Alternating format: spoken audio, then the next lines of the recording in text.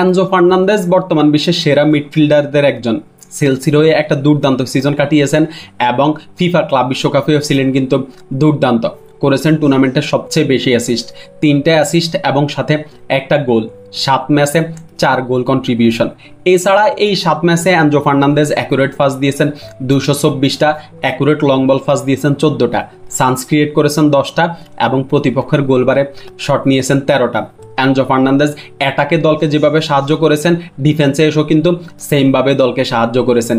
প্রতিপক্ষের shot block করা, tackle, intussusception, অর্থাৎ পুরো টুর্নামেন্টে এনজো ফার্নান্দেজ দুর্দান্ত ছিলেন এবং চেলসির শিরোপা জয়ে এনজো ফার্নান্দেজ বড় ভূমিকা রাখছেন।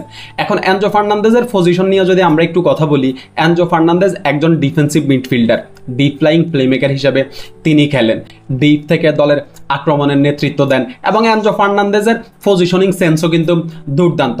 এখন চেলসির বর্তমান কোচ এনজো মারেস্কা এনজো ফার্নান্দেজকে ডিফারেন্ট পজিশনে ইউজ করেছেন, আমরা বেশ কয়েকটা ম্যাচে দেখছি। তিনি এই ফিফা ক্লাব বিশ্বকাপের বেশ কিছু ম্যাচে এনজো ফার্নান্দেজকে সেন্ট্রাল অ্যাটাকিং মিড, যেটাকে আমরা নাম্বার 10 পজিশন বলে থাকি, ওই পজিশনে ইউজ করতে।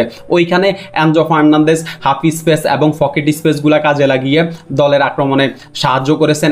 আমি একজন আর্জেন্টাইন ফ্যান হিসাবে আশা করি যে এনজো ফার্নান্দেজ যেন তার এই পারফরমেন্স 2026 বিশ্বকাপ পর্যন্ত নিয়ে যায় এবং 2022 বিশ্বকাপে যেভাবে দুর্দান্ত করছে 2026 বিশ্বকাপেও যেন এইভাবে দুর্দান্ত করে।